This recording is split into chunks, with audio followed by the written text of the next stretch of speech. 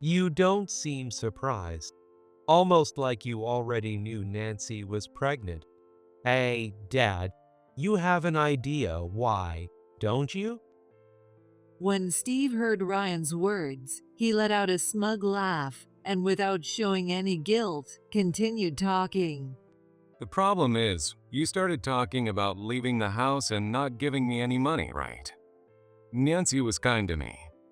I think she liked me more than you, honestly. Steve's nonchalant ramblings put Ryan on the edge of losing his temper. So, when you're away on business trips, you leave Nancy lonely.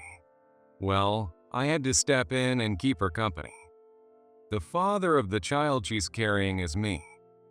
Sorry, but she came on to me first. Let's raise the kid together. Steve's disgusting words made me feel like I was about to faint. What? Are you kidding me? Ryan said, and I stopped him from breaking his phone, as it looked like he was about to smash it. What followed was nothing short of chaos. How long do you plan to stay a child? You want a kid? Who's going to raise them? Stop wanting a child just to satisfy your desires. A child is a life, not your toy. I will protect my precious son, Ryan, and his wife, Nancy. Do you have anything to protect? Probably just your tiny, pathetic pride. If that's what you're protecting, why don't you hurry up and go to hell? I will never forgive you. My name is Olivia, and I'm a 43-year-old part-time homemaker. I have a son, Ryan, who I gave birth to when I was 20.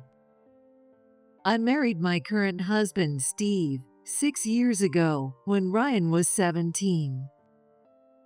Ryan's father was an older man I met while I was in college. He was incredibly intelligent and passionate about research.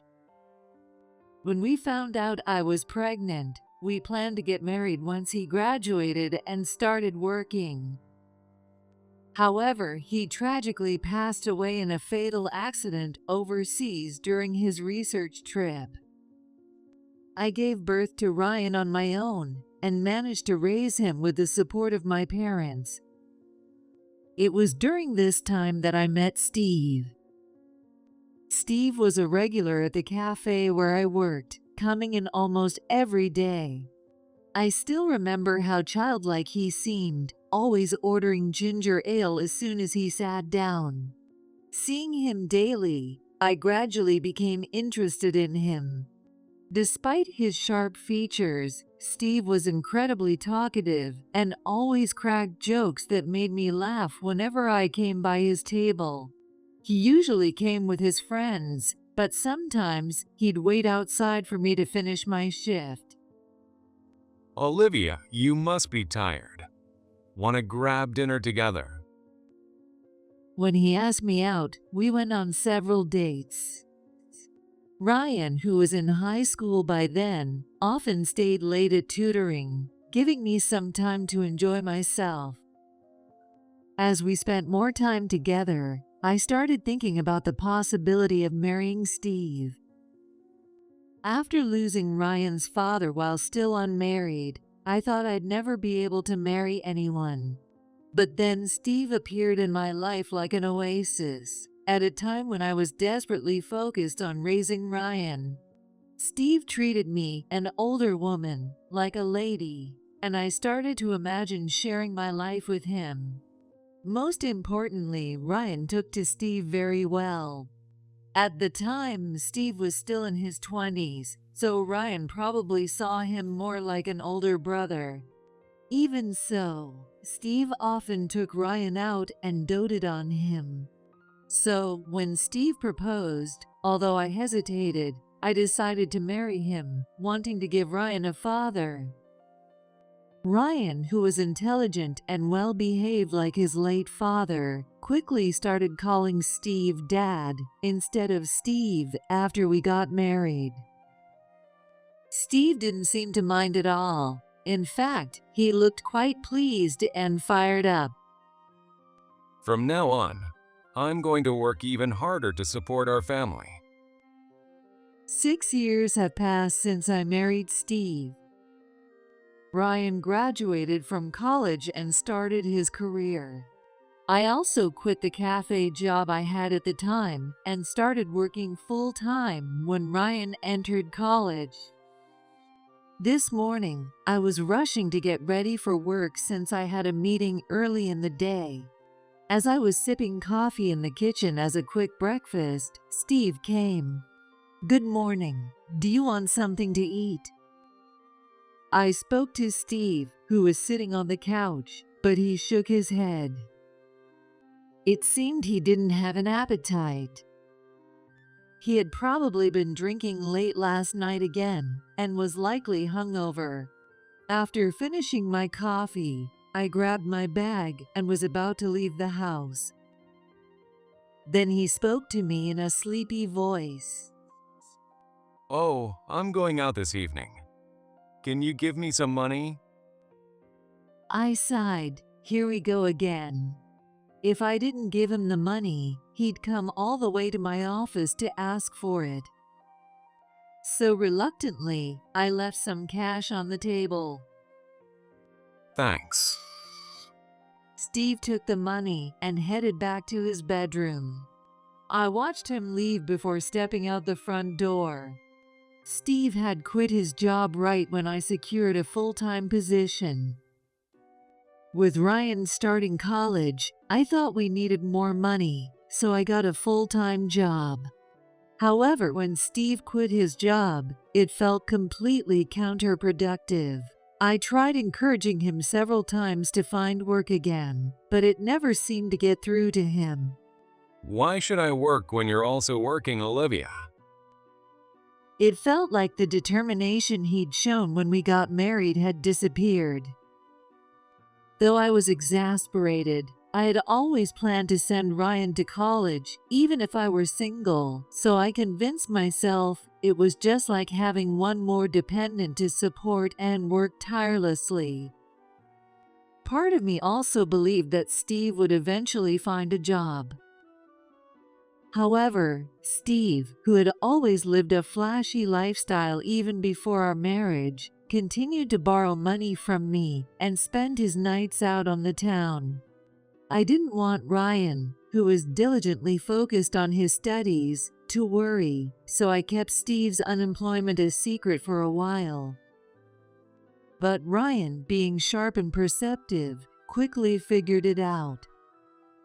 Part of me believed that Steve would eventually find a job. Even so, Ryan never blamed Steve. Instead, he secretly set aside part of his part-time job earnings to give Steve pocket money. This went on for several years. Steve showed no signs of starting work anytime soon and just kept asking me for money like he did this morning. He mentioned going out this evening, so he was probably planning to go drinking again.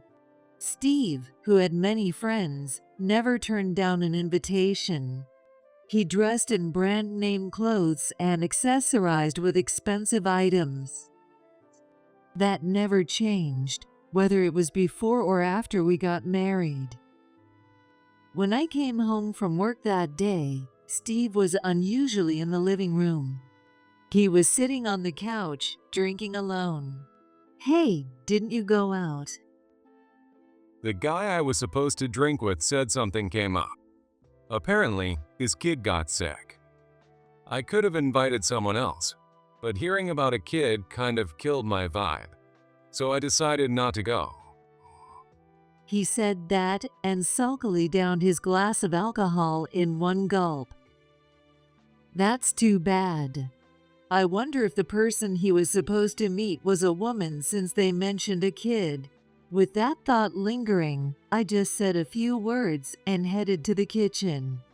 Steve placed his glass down and let out a big sigh. Guess it's no surprise. You can't really expect kids with a woman over 40. I reacted to his words. Guys around my age all have kids. Man, I'd love to try raising a child too. I really want a child of my own. Why can't we have kids? Steve spoke as if talking to himself, but loud enough for me to hear. Ryan used to be cute, but now he's 23. He got a job at some fancy company and acts all cocky. He's lost all his charm. Sometimes he even looks at me like I'm trash or something. Honestly, I can't stand him. When we got married, Steve had wanted kids of his own, and I was determined to fulfill his wish. Since I was approaching 40 at the time, I started fertility treatments and paid close attention to my daily habits. But even after 6 years of our marriage, we hadn't been blessed with a child. Steve sometimes made remarks like this when he was drunk, blaming me in a way. He had no idea how much those words cast a shadow over my heart each time. Mom, do you have a minute? Oh, where's Dad? One day when Ryan came home from work, he called me into the living room. Still in his suit, he looked sharp with his glasses on. Looking at him like this, he reminded me so much of his late father. He's out drinking again. He should be back soon, though. It was already past 11 p.m. If Steve didn't come home by this time, he'd likely stay out until morning. Lately, Steve has been coming and going from home inconsistently. He still hasn't started working and seems to go out into the nightlife almost every night. Mom, are you okay? No matter what happens, I'm always on your side. Ryan smiled warmly as he spoke, just like he always had. He has always been a reassuring presence, someone who protects me. And I've made a firm decision to protect Ryan, no matter what happens. At that moment, I heard the front door open. From the hallway came the sound of unsteady footsteps, and then the living room door opened. Oh, it's Ryan. Hey, don't just work all the time. Have a drink or something. You're so boring. Steve seemed to be in a good mood today.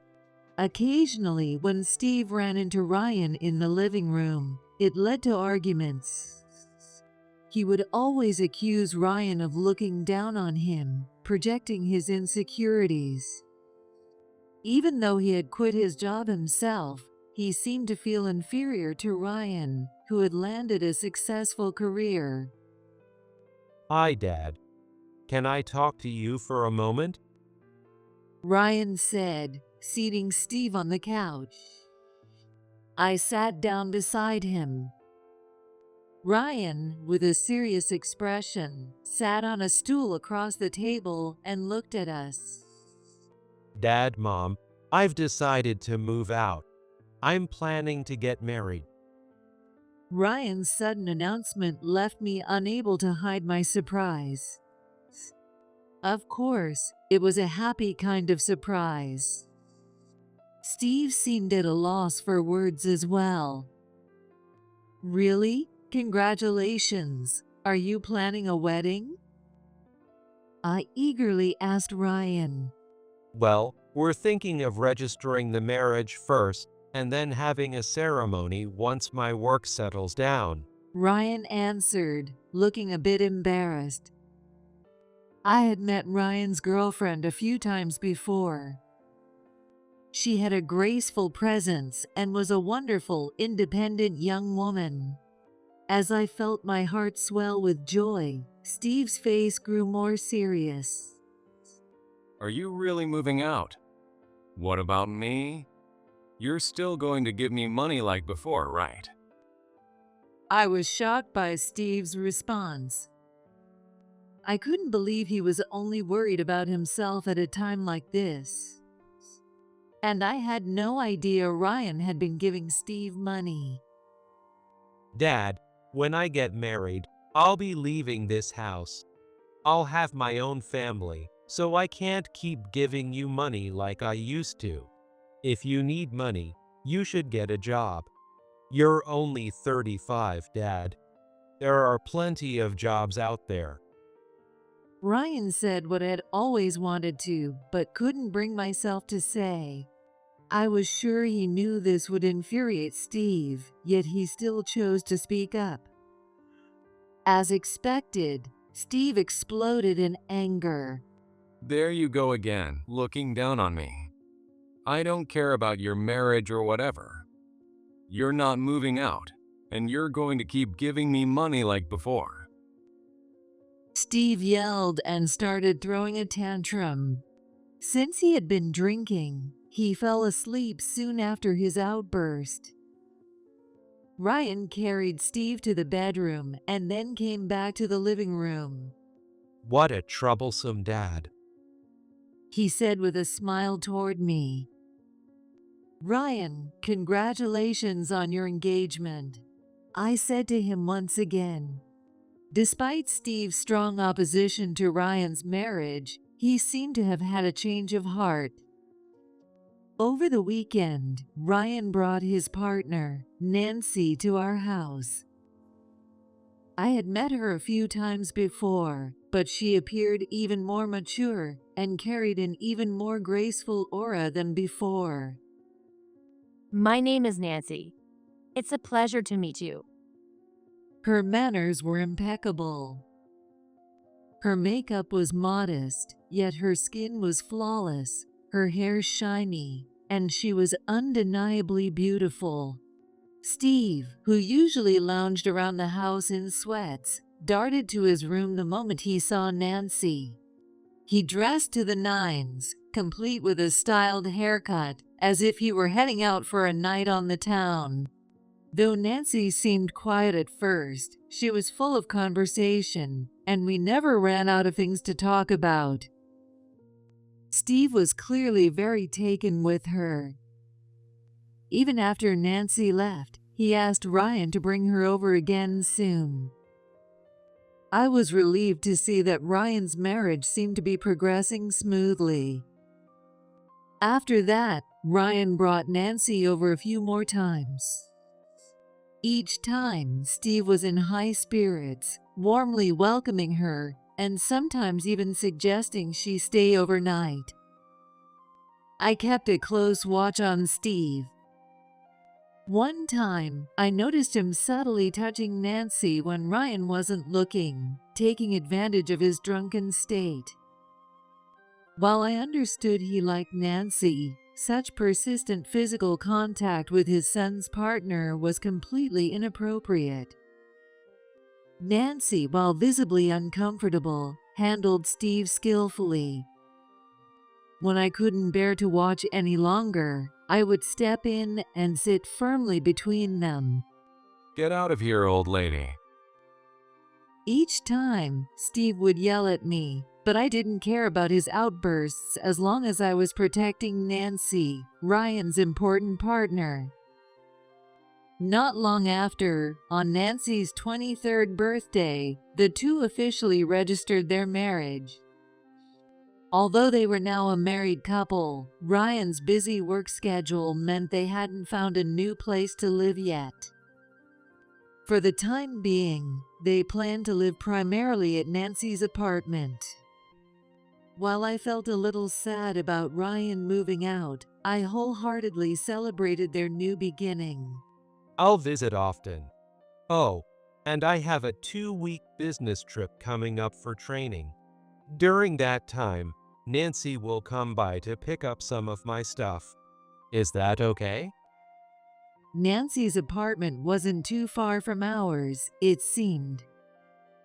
I readily agreed to Ryan's request. However, I had a small concern, so I made a suggestion to Ryan. He readily agreed with a smile. Thanks, Mom. That simple expression of gratitude from Ryan warmed my heart. If anyone should be grateful, it's me, because I've made it my mission to protect Ryan and his wife, no matter what. 3 months had passed since Ryan and Nancy registered their marriage. At first, they frequently visited us, but lately, they hardly ever came by. Hey, isn't Ryan or Nancy coming over? If Ryan's busy, just invite Nancy. Steve said that and tried to get Nancy to come over to the house. If she doesn't come, I'll go to their place myself. Sometimes, he even said that and tried to barge into Ryan and Nancy's home. I had to step in and stop him from doing so. Then, Steve made a cryptic remark. Well, I think Nancy will end up living here eventually. Even so, when I told him it was inappropriate to meddle too much in a newlywed couple's life, even if it's his son, Steve reluctantly agreed. Knowing he couldn't see Nancy, Steve began going out to the nightlife even more frequently. He still wouldn't work, kept asking for money, and now seemed intent on disrupting Ryan's married life. I found myself wondering why I was even staying with Steve anymore. At first, I liked Steve for his sharp features, his smooth talking, and his kind demeanor. He got along well with Ryan and even said he would work hard for the family. But over time, he had quit his job, continued partying, and become completely unreliable. Even his ginger ale had been replaced by whiskey. The child Steve wanted was one I couldn't give him. Now that Ryan had become independent, I found myself wondering if there was any reason to stay with Steve. Sitting alone in the empty living room, I began to think about the future. Just then, our doorbell rang. It was almost midnight. Thinking Steve had come home, I unlocked the door without checking the monitor. Shortly after, the doorbell at the entrance rang. It was Ryan who had arrived. Mom, I'm sorry for showing up so late. Is Dad home? Ryan's face looked unusually tense, almost frightening. When I told him Steve wasn't home yet, Ryan frowned and clicked his tongue. It was the first time I'd seen him behave like this. Did something happen? I led Ryan into the living room and had him sit on the couch. He kept his head down, his face still stern. Sensing his intensity, I was at a loss for words, but Ryan, noticing the atmosphere, finally spoke up. Mom, I know this might be hard to hear, but I need you to be prepared. Nancy is pregnant. Even though he told me to prepare myself, I couldn't help but cry out in joy. Pregnant! Congratulations! That's wonderful! I had been nervous about what he might say, but the news of a pregnancy was a welcome surprise. Still, Ryan didn't relax his expression. What he said next would reveal something far more troubling. It was just the other day that they found out Nancy was pregnant. After she complained of feeling unwell, Ryan went with her to the hospital, where they received the news. Ryan was overjoyed and deeply moved when he heard. However, he noticed that Nancy's expression remained dark. Thinking it was due to her physical condition, he had her rest at home, but that night, something terrible happened. In the middle of the night, Ryan was startled awake by noises and loud voices. When he checked the house, he found Nancy in the kitchen, holding a knife and crying hysterically. Ryan hurriedly took the knife from her and calmed her down, guiding her gently to the couch. Nancy cried uncontrollably until past 3 a.m., before finally calming down. He let her sleep that night, and since the next day was a holiday, Ryan stayed by her side all day. I knew there had to be a big reason behind Nancy's actions. I kept telling her over and over that no matter what she said, I'd be on her side. Eventually, she opened up to me. And then Ryan told me what she had shared with him. It was shocking. The horrifying details made my legs tremble, my jaw quiver, and left me utterly speechless. I could feel Ryan's boundless anger radiating from him. It wasn't sadness or frustration. It was a fierce, burning rage. Ryan clenched his fists so tightly that his knuckles turned white. In the heavy silence, my phone suddenly rang. It was Steve. When Ryan saw who it was, he pressed the answer button and switched to speaker. Hey, Olivia. You're still up. I'm not coming home tonight. Oh, and I've got plans tomorrow too. So make sure to leave some cash before you head to work. Thanks. Steve's drunken, cheerful voice came through the phone. Hearing Steve's voice seemed to drain the fury from Ryan's face, leaving behind a cold, emotionless expression. Hey, Dad. Out drinking again tonight, right? Ryan's usual gentle tone, strangely calm, felt terrifying. Ryan? Oh, you're there. Is Nancy with you? If she's coming over, I should have stayed home. Ryan furrowed his brow at Steve's words. Dad, Nancy's at her parents' house right now. By the way, she's pregnant. Ryan quietly dropped the news. I clasped my hands together in silent prayer and listened intently for what would come next. Really? That's great news. So, she's pregnant. That's wonderful. I could see Ryan's fists clenching tighter and tighter at Steve's response. Though silent, his fist trembled violently. You don't seem surprised. Almost like you already knew Nancy was pregnant. Hey, Dad, you have an idea why, don't you? I thought it would be too cruel to let Ryan say anything more, but I was already a mess, tears streaming down my face, unable to say a word to Steve. Hearing Ryan's words, Steve let out a smug chuckle and began speaking without a hint of remorse. Well, it's your fault for talking about moving out and cutting me off financially. And seriously, landing someone as gorgeous as Nancy. How lucky can you get? You've always looked down on me, haven't you? But Nancy was kind to me. Honestly, I think she liked me more than she liked you. I don't know why, but married women seem to fall for me. As Steve's nonsensical and smug words continued, Ryan's anger reached a boiling point. That's why, when you go on business trips and leave Nancy alone, she gets lonely, right? So, I ended up keeping her company. I'm the father of the child she's carrying. Sorry, she came on to me first. Let's raise the child together. Steve's appalling statement nearly made me pass out. Are you kidding me? He looked ready to smash the phone in his hand, and I stopped him with all my strength. What followed was pure chaos. Ryan stood up and kicked the couch.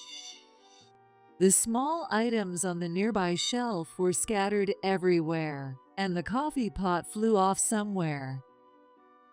He ripped the curtains down, and the metal fittings of the rail scattered everywhere. The vase also tipped over, spilling flowers and water all around. Ryan's eyes were completely unfocused, as if he had lost himself, and there was no clarity in them. I wrapped Ryan's body with a blanket that was nearby. Then I hugged him tightly. Using the same soothing methods I would for a whimpering child, I tried to calm his heart. Eventually, Ryan stopped his rampage, collapsing to his knees and bursting into tears. Steve's call had already ended. Ryan and I cried together for a while. I didn't know how much time had passed. It felt like I had cried until there were no more tears left, using up all the moisture in my body. Ryan, with the same emotionless expression as before, was lost in thought. Then he looked at me and said, Mom, should we send him straight to hell? Ryan said this and suggested a terrifying plan for revenge. Of course, I would fully cooperate. I nodded without saying a word. Steve, wasting time every day, not working, but only asking for money. How fun is the nightlife? Does the alcohol you drink with money earned by others taste sweet? And does breaking apart the love that others have carefully nurtured for their own selfish desires feel good to you? You used to be someone too good for me, yes, back then. Thank you for being kind to young Ryan. I appreciate it, but it seems like Ryan has long since surpassed your mental maturity. How long do you intend to remain a child? You want kids. Who's going to raise them? Stop wanting children just for your own desires. Kids are lives, not toys. I will protect my precious son, Ryan, and his wife, Nancy. Do you have anything left to protect? Probably just your petty pride, right? If you're busy protecting that, could you just go to hell? I'll never forgive you. Ryan and I are now resolutely heading towards Steve. It's been a month since Steve made that horrific confession, and I haven't returned to our house. Right now, Ryan and I are staying in a hotel in the city. I just couldn't bring myself to face Steve. The thought of that man being my husband makes me sick. No, it's beyond that. I feel nothing but hatred towards Steve. Over the past month, Steve has called me multiple times, but the only thing he wants is money. He hasn't expressed any concern about me not coming home, nor has he apologized to Ryan. Instead, he constantly nags. Hey, Olivia, enough is enough. I can't go drinking because you haven't given me any money. It got so loud that, just once, I transferred Steve an amount of money that anyone leading a normal life would be perfectly fine with for about a month. But Steve spent it all in one night.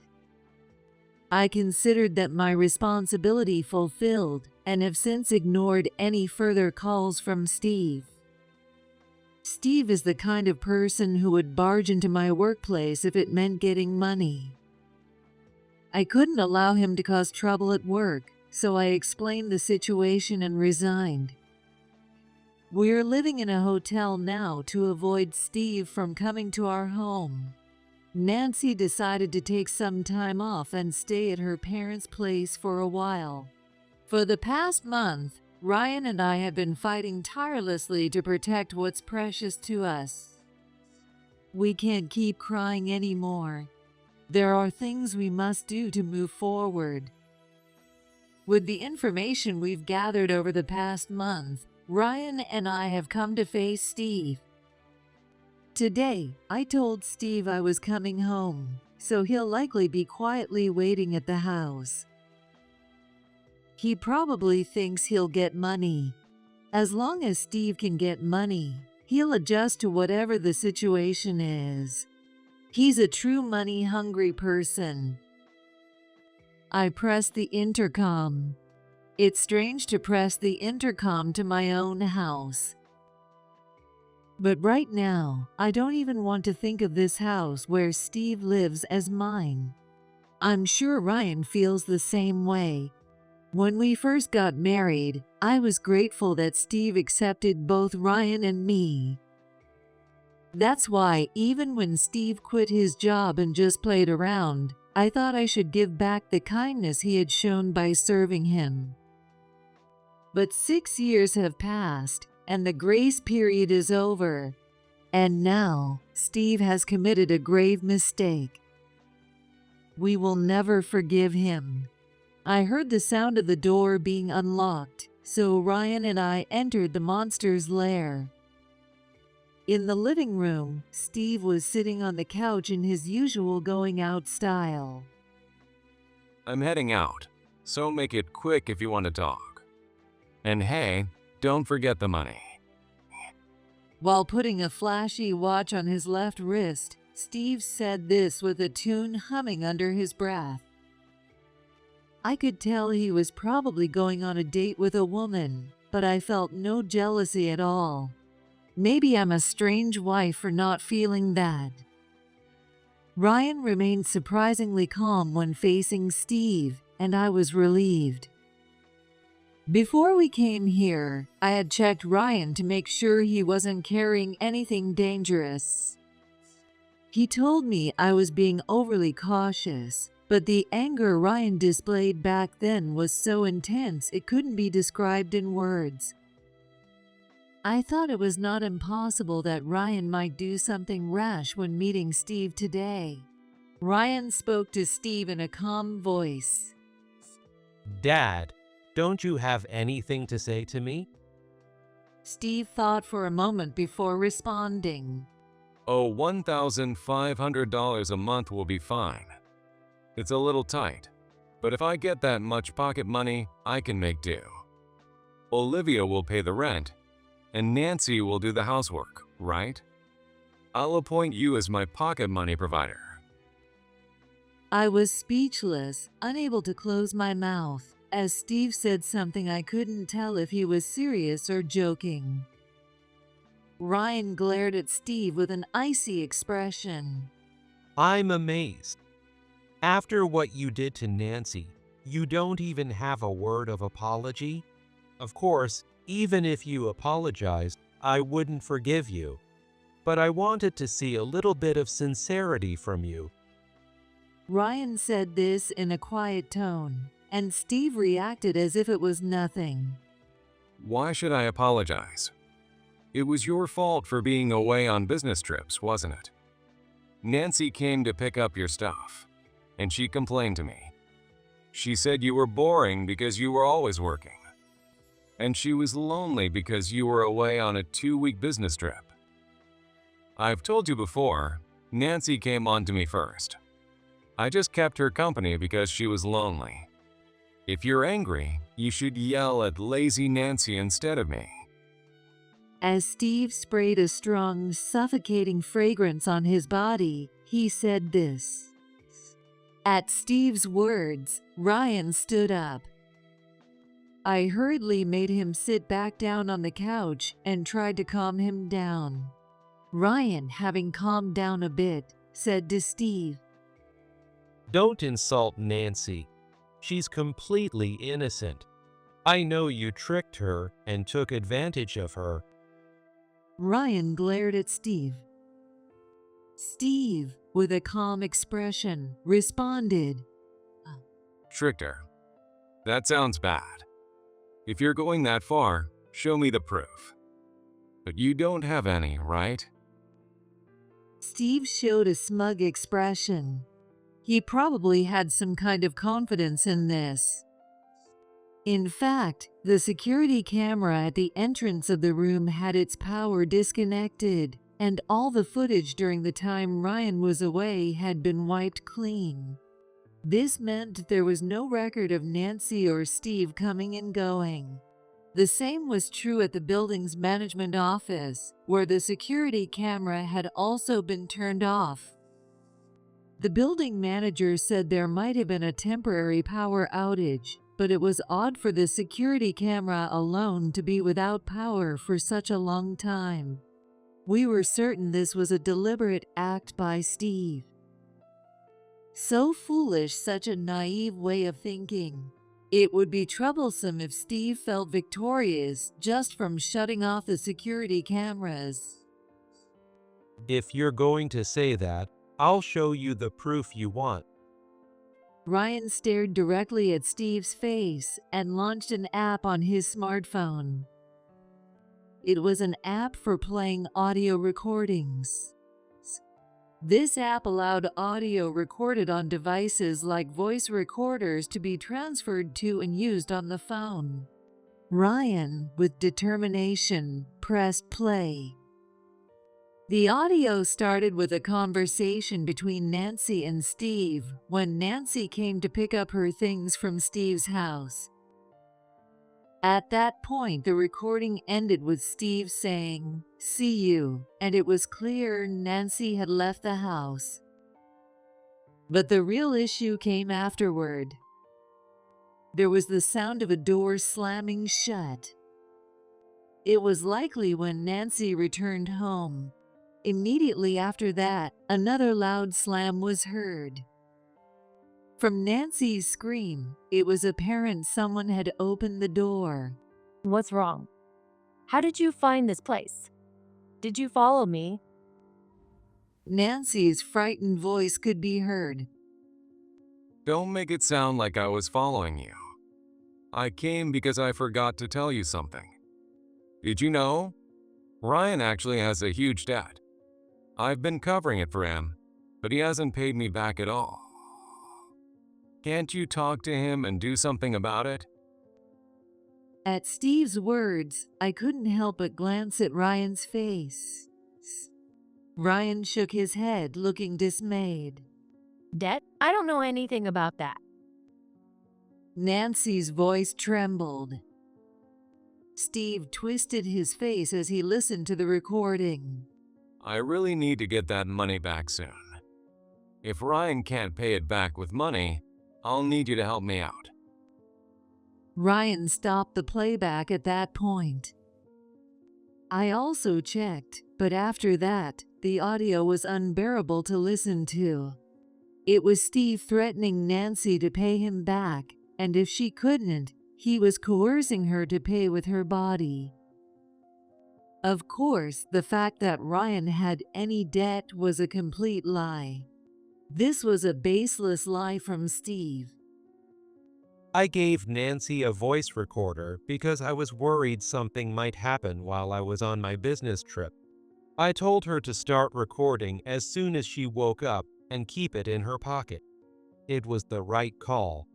Sure enough, you did something horrible to Nancy. This was something I had advised Ryan about before. I had shared my concerns with Ryan about Steve's behavior toward Nancy. As a precaution, Ryan must have had Nancy carry the voice recorder. That's not enough proof. You know you can even manipulate the audio now, right? You can easily fake that kind of sound. Without video, it's useless as evidence.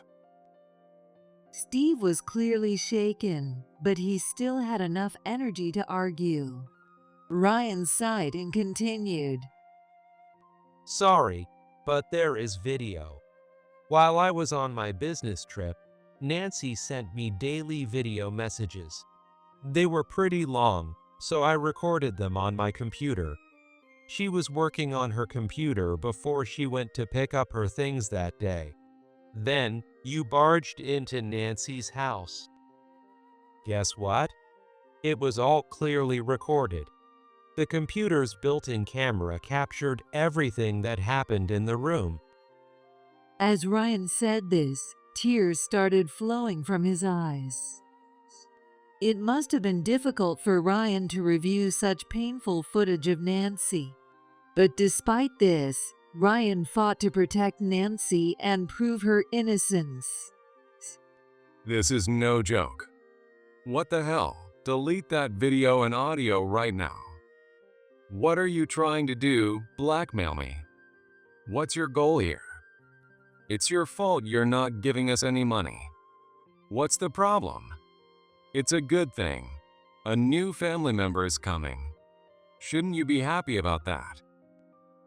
Steve's selfish words made Ryan slam his fist onto the table.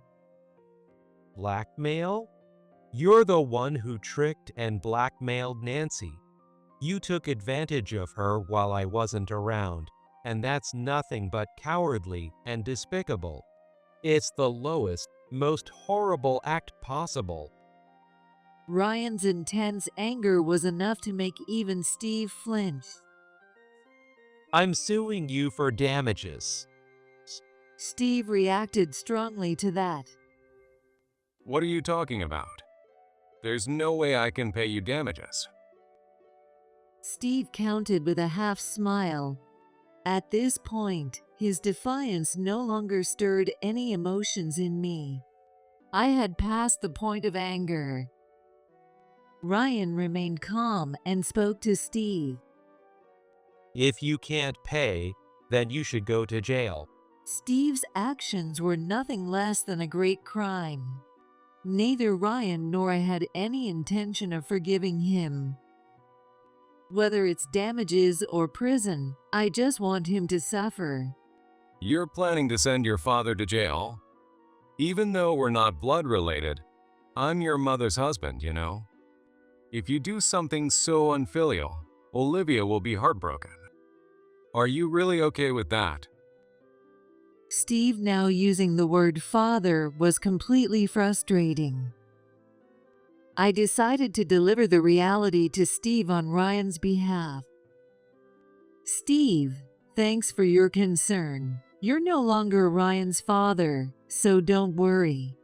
I'll be divorcing you, but I know you won't agree easily, so let's talk through a lawyer. Oh, and by the way, I'll be demanding damages from you, so look forward to it. Steve seemed like he wanted to say something, but he just opened and closed his mouth, unable to speak. You've been involved with so many women, haven't you? I had it checked out. If you want proof, just ask. I've got plenty of photos from the scenes. Some of them were even married women. Looks like you weren't lying when you said you're popular with married women. I'm sure the husbands of those women will also be suing you for damages. Good luck with that. I felt a deep pain in my heart thinking that if I had divorced Steve sooner, Nancy and Ryan wouldn't have been hurt. That's why I'm making sure to bring justice to Steve here. The lawsuit with Steve will no doubt bring me some hardship as well. But it's also a reminder to myself, so I'm ready to face it.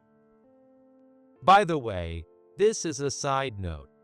Nancy's family is from a pretty traditional background, you know. They've been guarding that land for generations. Nancy's father was the 8th generation gentleman. He's planning to come and greet you because of this matter. At Ryan's words, Steve's face turned pale. It's likely that they're involved in some sort of organized crime. I'm looking forward to the visit. Are you really going to abandon me, Olivia?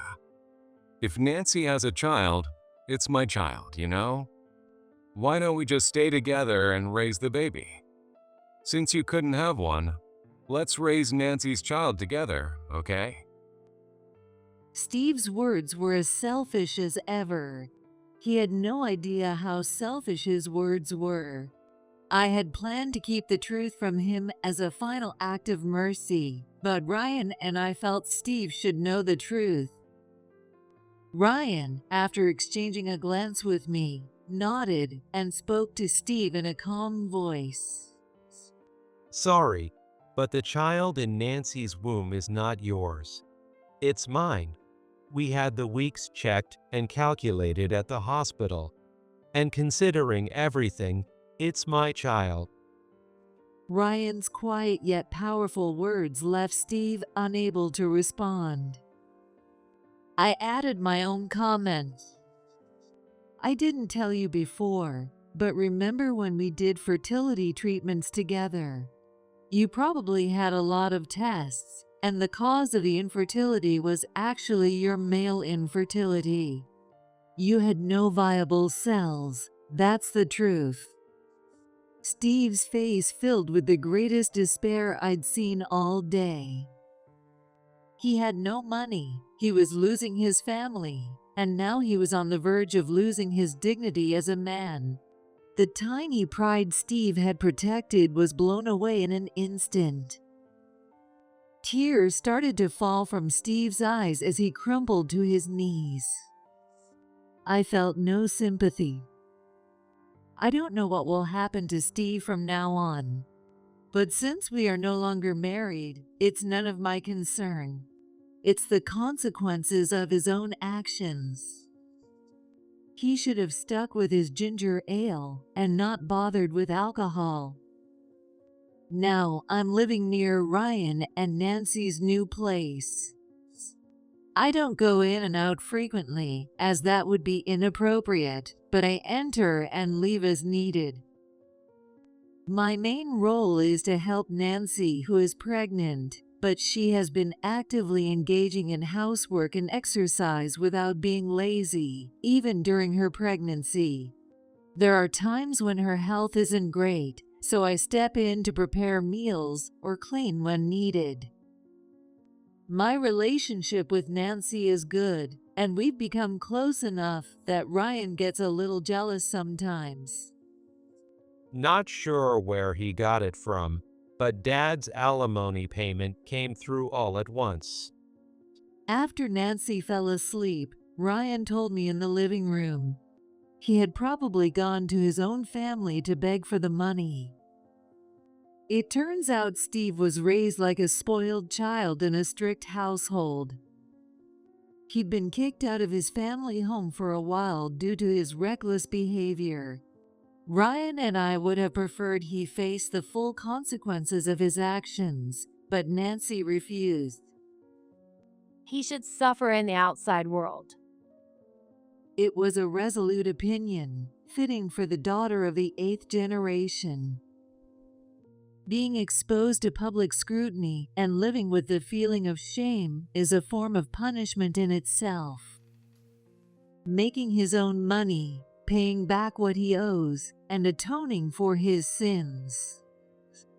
He has nothing left to escape. When Nancy said this with such calm grace, it surprised both Ryan and me. Ryan is doing well at work, and we're both eagerly awaiting the birth of their child. Ryan buys baby clothes and toys every day, and Nancy has been complaining that the house is getting cramped. I finalized my divorce with Steve through mediation. I'm planning to visit Ryan's father's grave this weekend to report everything. On a beautiful sunny day, Nancy gave birth in the warm sunlight. The healthy baby girl they had was starting to resemble Ryan in some way. I've gained something else I want to protect. The tiny hand of the baby grasped my finger tightly.